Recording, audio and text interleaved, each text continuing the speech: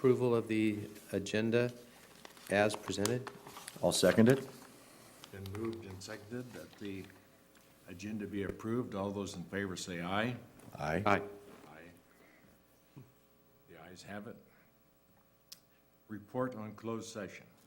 The board met in closed session on two items. The first was to confer with the real property negotiator. That item was dropped from the agenda. Second item was conference with legal counsel regarding pending litigation, and no action was taken there. One other thing, we've got two board members here today. We've got Bill Denton and Tom Ramos. And Brian, you're an alternate for Bill, and Bill is here, so Got it. no motions from you. Thank you. Okay, public comment on matters not on the agenda. We have no request to talk. Approval of the April 20th, 2017 meeting minutes. I'd make a motion for approval of the minutes as presented. I second that motion. All those in favor say aye. Aye. Aye. Opposed? The ayes have it. Review of the monthly year-to-date revenue and expenses. Good morning, Mr. President and members of the board. This report is for the month of March 2017. The agency started the month of March with a cash position in 871 of approximately $10.4 million. There were no appreciable revenues for the month. Total expenses for the month of March totaled $435,000. Most of that was in the Southport project and related to construction and construction support. The first AECom payment is in the month of March. 871 finished the month at $9.9 million. The agency currently has, for the month of March, $4.8 million parked in the state advance funding account, and we're starting to take that down. So for the month of March, the agency finished its cash position at $14.9 million. And we had some really good news. On Monday, we received a wire transfer for $22 million in advanced construction funding from the state. So that just came in. It hasn't hit the accounts yet. So the next month we'll report on April, but we'll have an updated actual cash flow amount, which will be pretty healthy. What was that total again? That $22 million.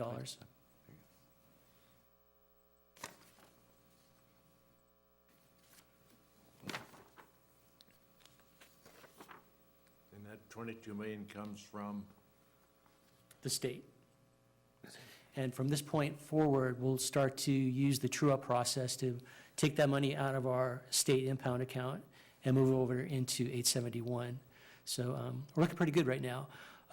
We've got payments in that have been approved by real estate. They're kind of hung up in cadastral, which is, that department or division is hung up by the Oroville project and the other emergencies that cropped up this winter. So we're waiting for that review process to happen, and then once we get that, we should be getting some substantial real estate payments in too. comments? No, thank you. Thanks very much, Mark.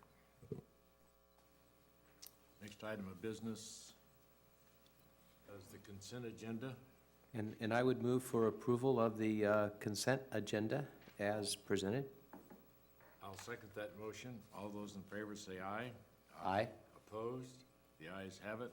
So ordered. Regular agenda. Mr. President, item 7, the workshop on the West Sacramento Flood Control Agency, being that we do not have a full board here today, and the importance of this workshop and some of the principles to be presented not here as well, that I ask that we delete item 7 from today's agenda, and that we, I would make a motion that we establish a special meeting on May 25th, at which time we would agendize the workshop. May 25. May 25th. And you have a time frame? And that would be at 9 a.m.? I believe it'd be at the standard time of 9 a.m. All those in favor say aye. Aye. Aye. Opposed? The ayes have it, so ordered.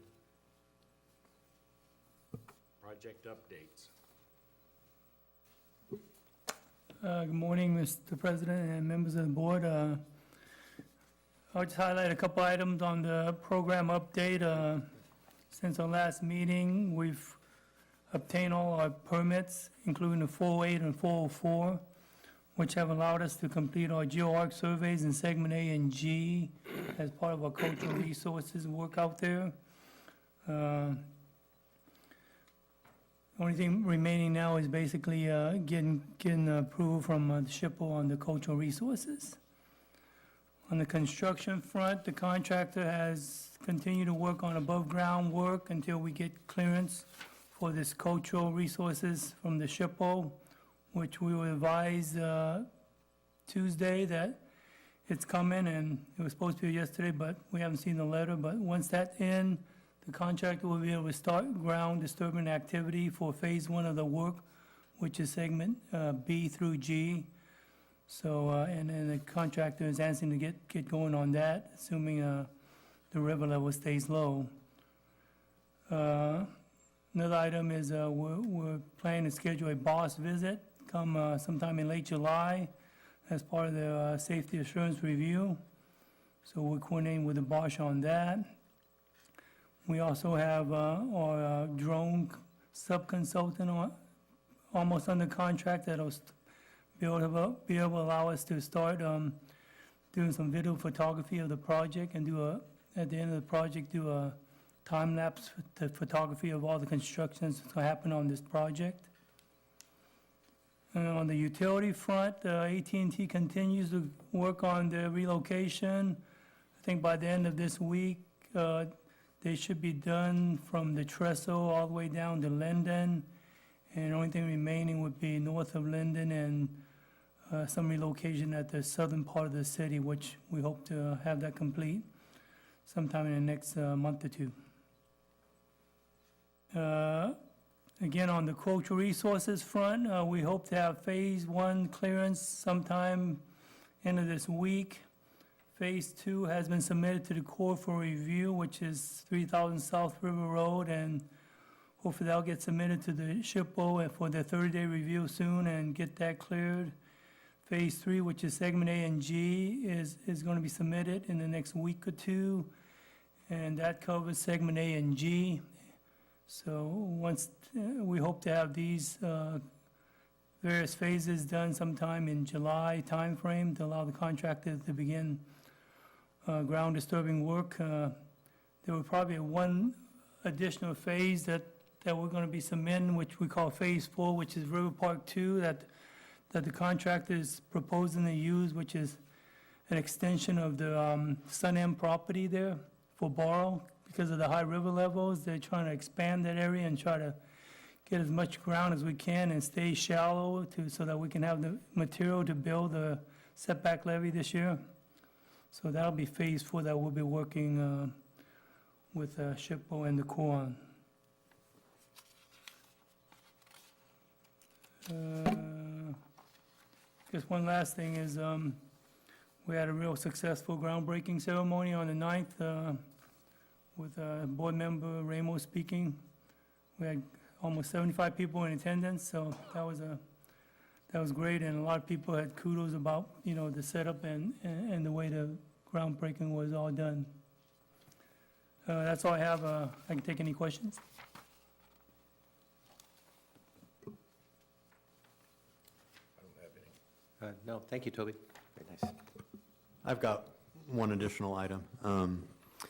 So at this year's annual Floodplain Management Association Conference, which will be in early September down in Long Beach, Larson, Wurzel and Associates, Eric Niji and Derek Larson have requested to make a presentation on the Southport project. Greg and I have approved that, and Greg is going to be on a panel to talk about it.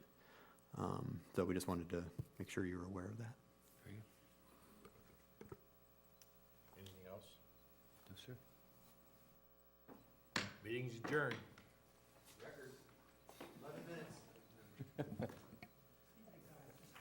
If we knew we were on the clock, we could have... You guys knew I had to go.